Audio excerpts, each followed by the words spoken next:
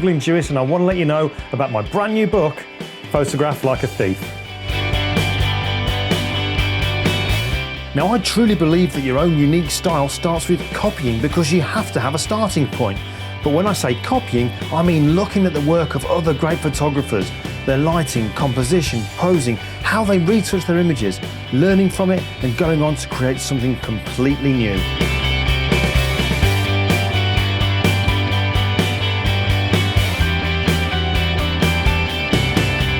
Now, I've packed a lot into this book. There's a whole chapter dedicated to reverse engineering, equipment, my favourite retouching techniques, and 10 chapters taking you from coming up with an idea, the lighting, the setup, the photo shoot, and the complete retouching steps from start to finish.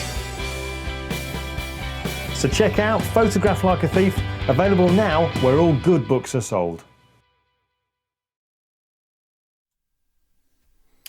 Hello everybody. I'm kind of hoping, let's just turn this audio off.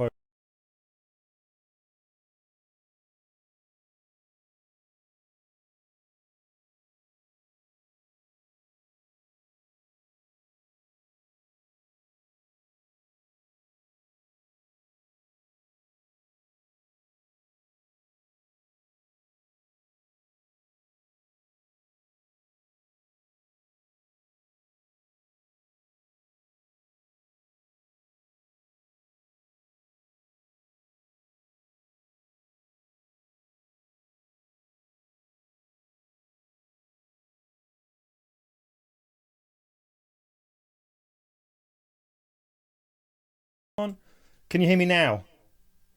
Please say you can hear me now. Oops, turned off the sound. Can't hear you now. Oh no, hold on. Laugh my... Stuart, that's not funny. Right, I'll just wait till no sound anymore. Why has that gone off there then? Oh, Brian Dukes, yes. Fantastic. Right, now I know which button I need to press. Story of my life. Okay, right, I'll rewind just basically to say thanks very much for coming along. To the YouTube live. This is a different one than I would normally do. I never really intended when I started out these YouTube lives to do kind of like a discussion, which is what this is going to be, because something happened this week. I kind of wanted them all to be tutorial based, and that's what they're going to be mainly, but every now and again something gets my back and I have to kind of talk about it, and I want to just get it off my chest, so you're going to have to kind of be my sounding board tonight. Alright, so what did I actually say? One of the things I said was about this particular discussion, and I need your input on this one as well. And I'm fully aware that going through this, there may be a few of you that don't agree with what I'm saying. But hey, that's the nature of the beast. But a short story. Let me just show you this little thing just here. You don't want to see my face when I show you this. But if any of you have been following me online lately, Brian Dukes, nice accent, thanks mate. If any of you have been following what I've been up to lately, you may have seen this picture which I posted online since the weekend. Hi Oni, and this is a picture that I did during a one-to-one. I had a wonderful woman contact me called Lorraine Jardim, and she belongs to the Guild of Photographers, and she contacted me about doing a one-to-one. And this is a result of one of the pictures that we kind of set up together. This is the picture that I took and retouched and then kind of took Lorraine through it. Let's just bring me back now because that's probably enough for seeing that. So when we're doing this picture, we're kind of like, we're doing the lighting setup, we're taking the pictures, we're having a break, then we're doing the retouching and all that kind of stuff. But it was really interesting, some of the things that Lorraine was talking to me about. And I really hope, Lorraine, you don't mind if you are listening. I really hope you don't mind me talking about this. A bit late now anyway. But what was really interesting and actually quite upsetting was when I first turned up at the house, Lorraine admitted to me that she was really quite nervous. And in some ways that's quite flattering because she said that she'd been following me for a while, she liked my work and all this kind of stuff. And that's great to hear. But the main reason for her feeling that she was a little bit nervous and worried and all this kind of stuff about me coming along was because she'd been talking to her husband and said, I hope he's not one of those male photographers. And I was like, what do you mean by that? What kind of things? She goes, oh, well, I've experienced quite a few bad, the way people are sometimes in this photography world, it can be really discouraging and very critical and they're very, very stuck in their ways and all this kind of stuff. And it really kind of got my goat that she kind of felt that people are a certain way about photography. So this is going to probably seem like it's all over the place, all right? And I want to try and get your kind of feedback. And I can see the comments coming through and all this kind of stuff. Kenneth, hi from Norway. Johan, hi, how you doing? And Simon Downing, good to see you there, mate. But I've got loads of little notes I wrote down here, little things that really kind of annoyed me. And I guess a lot of it was to do with what are so-called rules in photography. Now, don't get me wrong, I'm not saying that, one of these maverick people saying rules are there to be broken, because, I do go by that kind of rule anyway. But when it comes to rules, do we really need to stick to them? Do you know what I mean? Is it really essential that we have to stick to rules? Why can't we just call them guides? This is what we kind of suggest you do. But what Lorraine was telling me was she'd kind of experienced this thing where, when it came to lighting, they were saying you must have the softbox down at 45 degrees. It must be 45 degrees from the subject. The subject must be 3 feet from the background. What a load of rubbish. Alan, don't worry, Glyn, you're the least male photographer I know. Just having these rules just seem to really kind of think, well, talk about sucking the enthusiasm, excitement out of photography by giving people rules to live by. Sure, I know there are things that you have to do, or should do. And that's kind of, you want to make sure that your photos are sharp. That kind of stuff is a given. But when it comes to, you must put your light here, you must have it angled like this, you must have them from the background. Now, as if that wasn't bad enough, and I won't mention other names and stuff like that, but when we were going through the retouching side of it, and in fact in some of the notes that Lorraine kind of sent me some stuff through before I got to meet up with her, because I said, what is it that you really want to kind of cover when we go through this one-to-one? One of the things was, she said to me, I need to understand about getting the perfect skin tone and the CMY, how to read the CMYK values. Now, I kind of know my way around Photoshop. I've been doing it for a while now. I kind of know, a lot of things. I don't know it all. No one does. But when I asked her to explain to me, what do you mean by CMYK values? She showed me, we had a bit of a break from the retouching, and we're sitting there, and she actually pulled out of her drawer, she pulled a calculator out, and she sat there, bless her, just working out numbers, looking at the information panel in Photoshop, and she's working out CMYK values. Now, that one needs to be 5 more than that one needs to be 15 more than that one, and so on and so forth. Talk about sucking the life out of photography and retouching. I don't know if I was, again, I'm not a maverick, but I was kind of saying to her, and she seemed quite relieved by it, that I was like, why are you doing that? Surely if your screen is calibrated, and you got your white balance and all this kind of stuff, using your colour checker, so your colours are bang on. Does it really matter if it looks good to you on the screen and it looks great to you on print? What is this thing about having the perfect skin tone? It completely flummoxed me. Is this kind of making sense? You can see why now this is probably going to be very much a one-way conversation, but it really kind of annoyed me. I came back and I sat down with, well, don't get me wrong, me and Lorraine had a fantastic day, and since then she's had some great results. She's got out and she's done some stuff and put into practice stuff that I kind of guided her with. I mean, her skill level was way up there anyway. It's just a little bit of guidance that she needed. But when I came back home and I sat there talking with my wife, I'm like, this is just ridiculous. I've experienced it so many times when I've been to events and functions. I remember the first time, sorry, I really am getting on my soapbox now. I remember the very first time I went to an event here in the UK, and it was in Birmingham at the NEC, and it was called, back in the day, it was called Focus on Imaging. It was the first ever time I'd been there. I was very new into photography, and as you can imagine, like you guys probably all were, you go to your first event and you're walking around getting all excited about it and looking at all the new things and things that you kind of want to buy even though you don't need them. But I remember going past this one particular big stand, and it belonged to a photography organisation. I can't say their name because that would be really wrong. But on there they had a group of guys who looked like they were part of the furniture, and they had tables in front of them. And in front of them there were people who brought along their portfolios to sit down and have a live portfolio review with a view to getting some kind of like a distinction, like these licensorships and affiliate and all that kind of stuff. And bear in mind, this is the first time I walked past.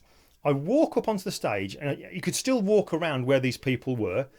And there's this guy of mature years, silver hair, and he's got this young lad sat opposite him with his portfolio. And just as I walked past, the old boy says to him, "What the hell are you trying to tell me there?" And I was like, flipping hell. I mean, if ever there was anything that was ever going to turn me off wanting to get any kind of qualification, if you like, one of these licenserships with one of these organisations, that was it. From day one, I was completely, no way am I doing that. Not that there's anything wrong with getting these kind of, licenserships and affiliates and all that kind of stuff. Absolutely nothing wrong with that. It's not something I would ever do because, and again, this might upset some people, but I've got the attitude of, what makes that person qualified to tell me that my picture is any good? Now, I'm not talking the technical side of it. We're not talking about them saying it's not sharp and all that kind of stuff, right? That kind of, the technical stuff which we know needs to be bang on. But I'm sort of saying about the content of my picture. What makes that person who's had a different upbringing to me, got different likes, tastes, dislikes, what makes them qualified to say that my picture's a bad picture? What makes them qualified to be able to say, yes, I will give you this licensorship or this affiliate or whatever? I just can't get my head around it. Let me just have a bit of a break, and I'm going to quick look at some of the comments in here. Charles Road Photography. Oh, well, if there's rules that I have to follow, I'm a rebel. Well, hey, first time in my life. Brilliant. Let's have just a scroll up. Hi, Russell. Brian Jukes. Perfect, mate. Which person has perfect skin? Exactly. And what is perfect? It's all very subjective, this, isn't it? All very, very subjective. Where else? Well, let's have a quick look in here. Kenneth, I really don't care about rules. I use some of them as guidelines, as you said. Yeah, perfect. Just guides as opposed to just rules. Besides that, I'm more after to get my own style than satisfy the Bezzy Whizzers. Never actually heard that saying before, but I kind of like that. I might steal that. So yeah, it's all this. I just wanted to get off my chest, really, talking about all this. The thing about the rules and how it just seemed to be sucking the life out of people, and certainly how it really made me step back and I looked at how Lorraine was feeling about things, and that had all been because of how somebody was with her saying, you must do this, you must do that, and she thought I was going to be like that. But hey, there you go. But I've always had the opinion that actually, talking about that, there's the rules thing there which we're talking about. And then there's the kind of like, the critics. Now, I'm not here to really talk about the critics because we know what we can do with critics. Let me have a look here. Snobbery, blah, blah, blah. Sean O'Reilly. Oh, yeah. All right. Okay. I'm going to go off tangent a little bit now. But when it comes to all this, I'm really kind of talking about you just do what you like. If you like it, then fair enough. And I know that if you're somebody who's maybe trying to make money out of this, you might feel that, well, you've got to do what the client wants. Absolutely you have. But only if that client is the right kind of client for you, I would say. Do you know what I mean? I know when I kind of first started out and I got into business way, way too quickly. So I was all excited at the start. Then I started doing lots of retouching. I got some work in, and then I thought I better get registered as a business now before somebody starts asking questions where the money's going. So then I had a business. And then because I thought, well, my God, I'm in business now. I need to get some money in here. We need to put some, bread on the table. I was taking absolutely everything. Any single job that came along, I was doing it. So it ended up with me only doing what other people wanted me to do. And that just wasn't good. That just killed my enthusiasm, killed my excitement and all this kind of stuff. So I realised that those weren't the right clients for me. So I had to kind of make a full stop and restart, if you like, to then kind of find out who I was, what I liked to do, and then start to create work, put it into my portfolio that was the kind of work that I wanted to get hired for. I don't know why I'm saying that, but do you know what I mean? It's just, I don't know. Anyway, listen, what else are we going to say on here? Other little notes. You'll probably learn a lot from me from these kind of videos because I do tend to go off on a tangent, all that kind of stuff. But I've got a few things written down here. One thing I said, award winning. Now, talking about awards, I know that you get a lot of people who say that they want to get licensorships and all this kind of stuff because then it looks good on their website for getting work. But kind of my attitude is that surely it's not the fact that you've got award winning or some kind of a qualification after your name on your website that's going to get you clients. Surely it's your portfolio that's going to get you clients, or is that a little bit too contentious? I don't know. Let's have a quick look here. So you must, if you want your pictures to look just like everyone else who follows those rules. Exactly. I was over in the Netherlands at the earlier part of, where are we now? Middle of last week. And on part of the stuff we were filming, I talked about using the light meter and how when I started using the light meter, some people were kind of saying to me, "Oh, I don't like to use a light meter because everybody's light's the same." When it's not, obviously, light meter just gets you into a good starting point that then you can change the lighting, but it allows you to get to the best possible start point without having to take lots and lots of different pictures. But this is the kind of same attitude when it comes to everything else. The light meter apparently will make me look like everybody else, but if I follow the rules that everybody talks about, then surely my style kind of is going to look like everybody else's. So why would we need to follow it? Why are people so kind of, you only must do this particular way? I remember ages ago talking to I'm really proud that I've got a friend in a person called Joel Grimes, which I'm sure lots of you have heard about Joel Grimes. But you look at what Joel was doing, a few years ago when he became really well known for, that 3-light setup. He doesn't do so much of that now. He's kind of moved away from it. But that 3-light setup where he would add, let's say he'd have an athlete and he would photograph the athlete on a wide angle lens, and he'd have rim light coming from either side and he'd have a light from the front. So a 3-light setup, wide angle lens, photographing the subject.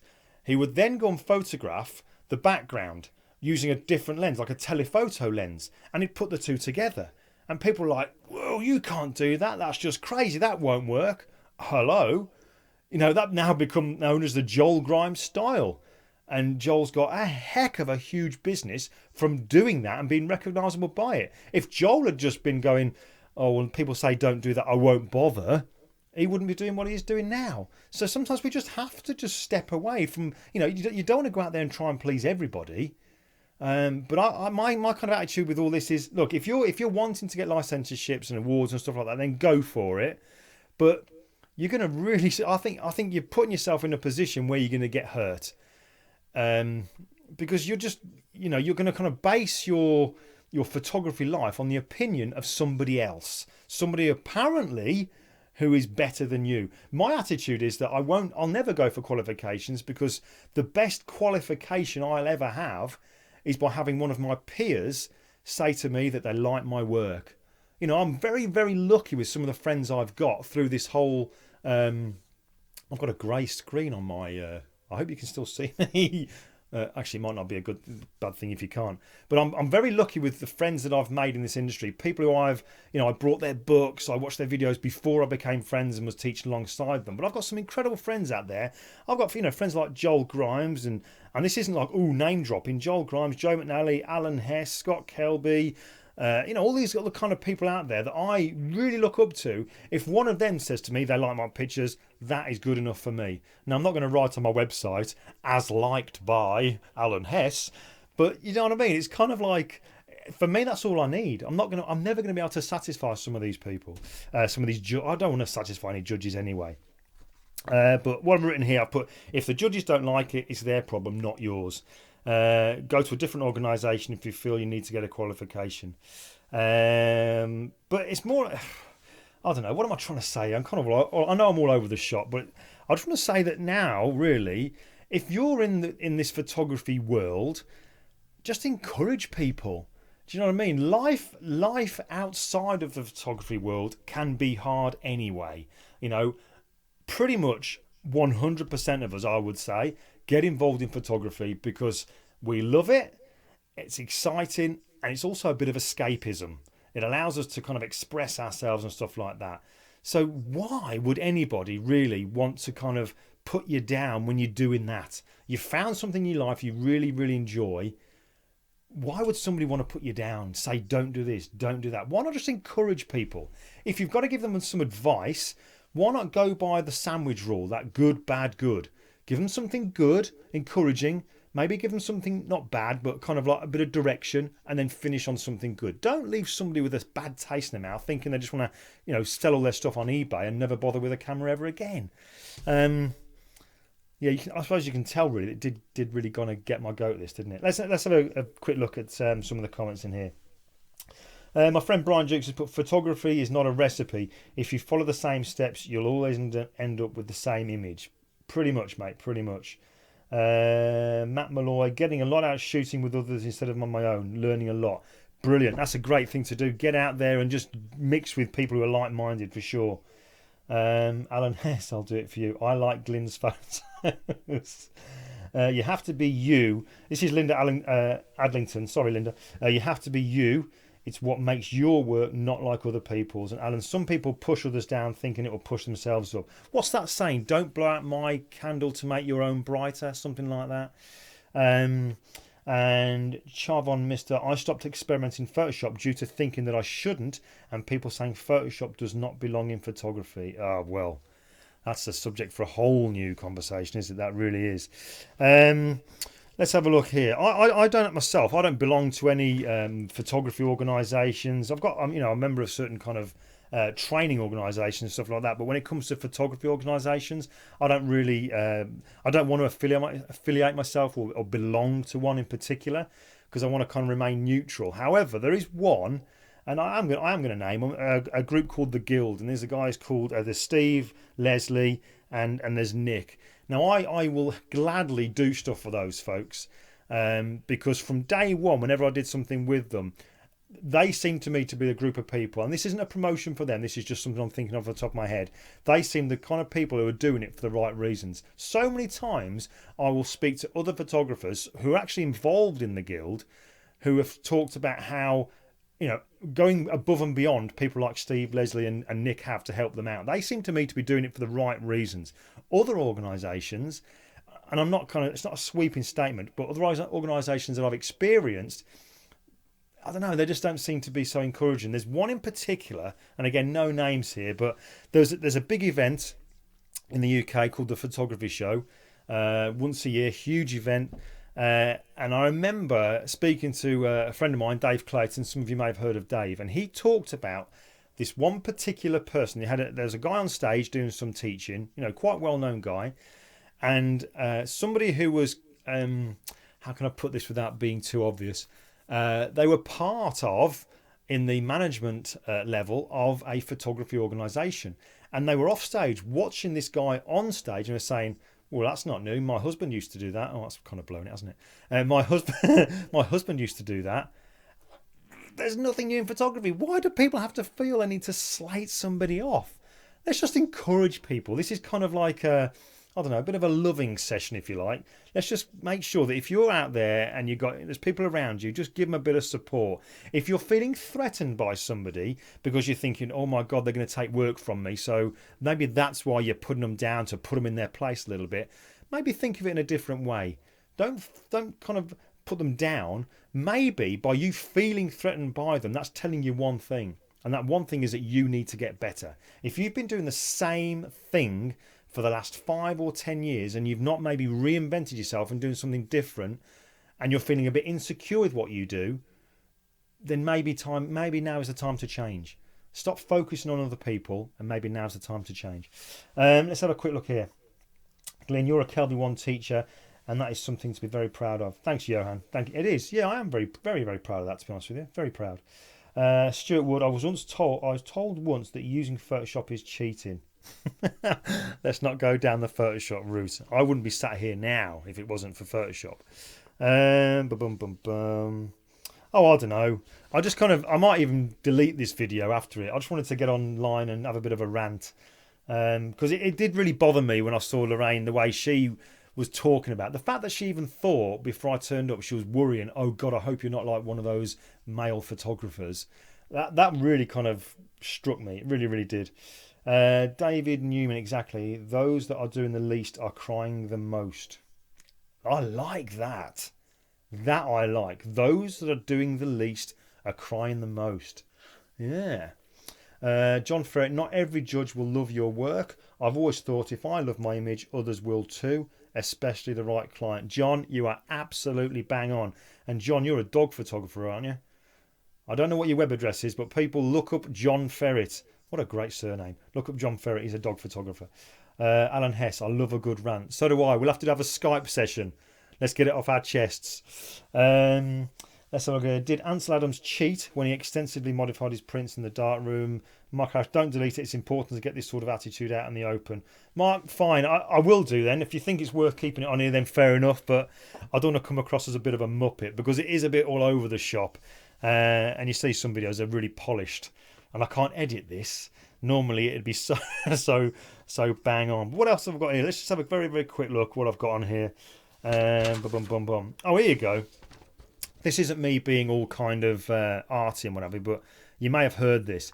It's not the critic who counts, not the man who points out how the strong man stumbles or whether the doer of deeds could have done them better. The credit belongs to the man who is actually in the arena, whose face is marred by dust and sweat and blood, who strives valiantly, who errs, who comes short again and again, because there is no effort without error and shortcoming, but who does actually strive to do the deeds, who knows great enthusiasms, the great devotions, who spends himself or herself in a worthy cause, who at the best knows in the end the triumph of high achievement, and who at the worst, if he fails, at least fails while daring greatly, so that his or her place shall never be with those cold and timid souls who neither know victory nor defeat. So my thing to say, my kind of thing to finish off with is, these people who say you must do this, you must do that, you must do this and you must do that, never do this, never do that.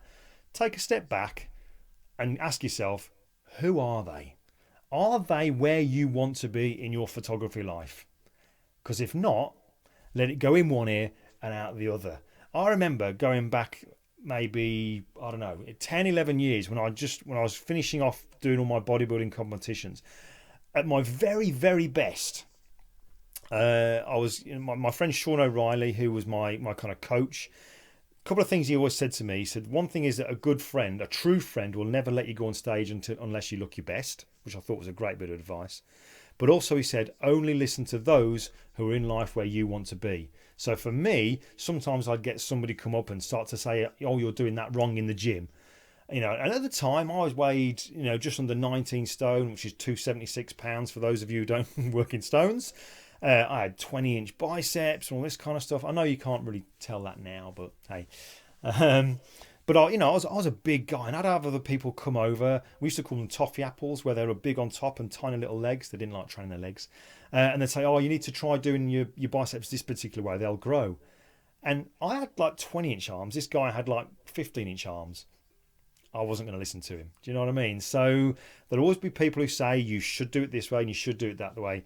Only listen to those who are in life or in their photography career where you want to be. Pick your mentors, pick your peers, the folks that you really look up to.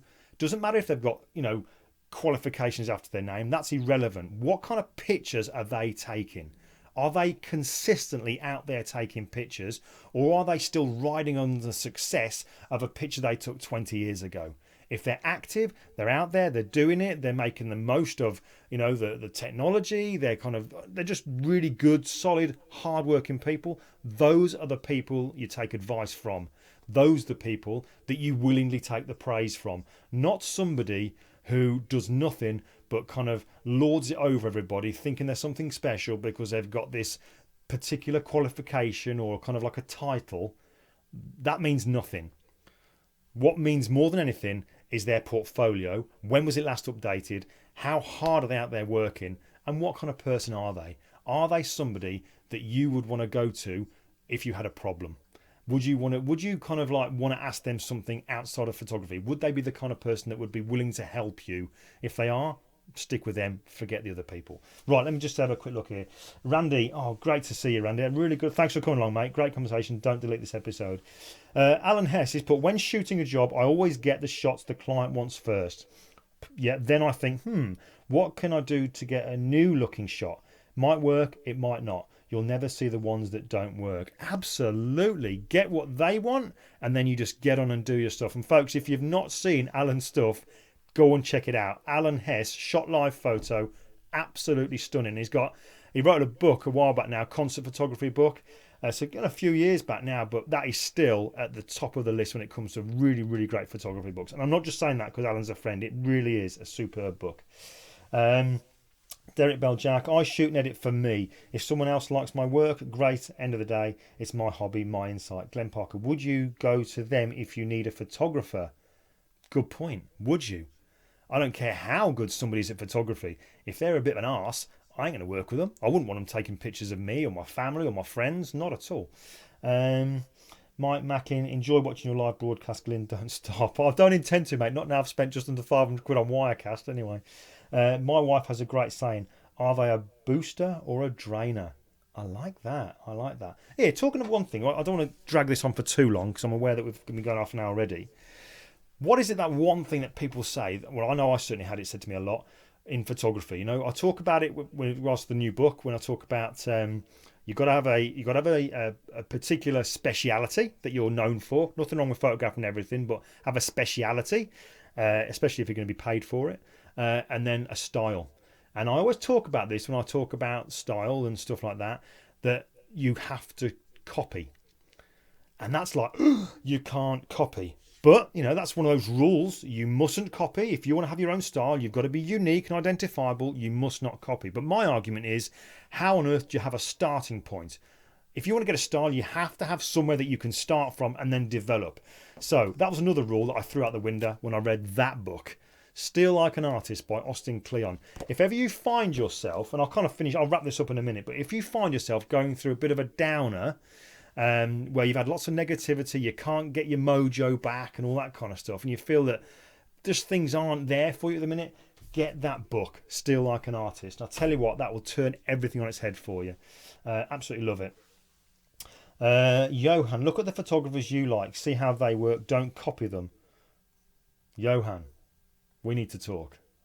But learn from them. That's the best advice I ever got. Who was it told you that then? Because it certainly weren't me, because I will gladly steal like an artist, or should I say, photograph like a thief. All right. Nope, I still stand on that advice. Johan, listen, right, let's just get this out in the clear. I do say copy them, because you can't copy them.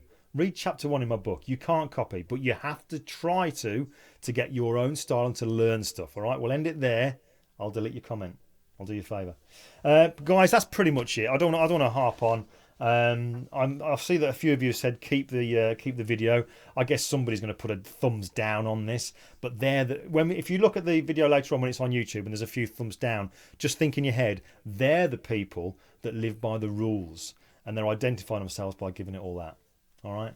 But folks, thanks for hanging around. Great numbers just for me waffling on. I'm going to record a new video. Record them tonight, so hopefully I'll get that up tomorrow. But let me know once the actual video is up and running online, let me know if and I'm hoping I know the answer to this one. Let me know if I should do a YouTube live showing pretty much what I did on this picture here. It could end up being about an hour or so if I go through it, but just let me know in the comments there after it's uploaded if you want me to go through that. But yeah, I don't want to sort of harp on too long. You get the point. I was wound up. It annoyed me. Don't listen to them. All right, get out there, break the rules, do what you want. If you like it, do it, and the right clients will come along. But that's enough from me, folks. I'll have one last quick look at the comments. Mark Harris, I've been copying your work for the past few years. Yes, but when I look at your stuff, I wouldn't know that now, mate, because I know your work now, especially your Peaky Blinders stuff. I know it's your work. John Ferret, rules for the masses, not the creatives. Love it. Bob Foyers, yes please. John Deere, it's too bad people. It's bad to people to label others, and we are all guilty to a degree. Sad she said what she said because she already had a predetermination of you. Yeah, pretty much. But I think those of you who know me, I think that pretty much went out the window as soon as I turned up when I told her, no, we ain't going to do that. We're going to do what we want to do because we enjoy doing it. But yeah, right, that's enough for me. Cool. Guys, thanks very much for popping along. If you can, if you haven't already, make sure you subscribe to the channel for the YouTubes, not for this stuff. Give it some thumbs up and just let other people know about it because it'd be great because the numbers are going good on this at the moment. But now I've just spent £500 or just under on Wirecast. I could do recouping a little bit. But have a great week. Look out for the new videos and I will see you. Let's just do this here. I'll see you. I'll see you next time. Let's disappear. Right. Thanks, folks. Catch you later on. Hi, I'm Glyn Dewis and I want to let you know about my brand new book, Photograph Like a Thief. Now, I truly believe that your own unique style starts with copying because you have to have a starting point.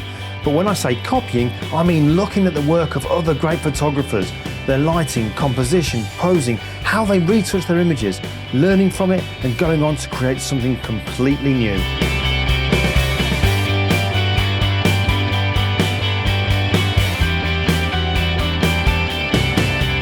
Now, I've packed a lot into this book. There's a whole chapter dedicated to reverse engineering, equipment, my favourite retouching techniques, and 10 chapters taking you from coming up with an idea, the lighting, the setup, the photo shoot, and the complete retouching steps from start to finish. So check out Photograph Like a Thief, available now where all good books are sold.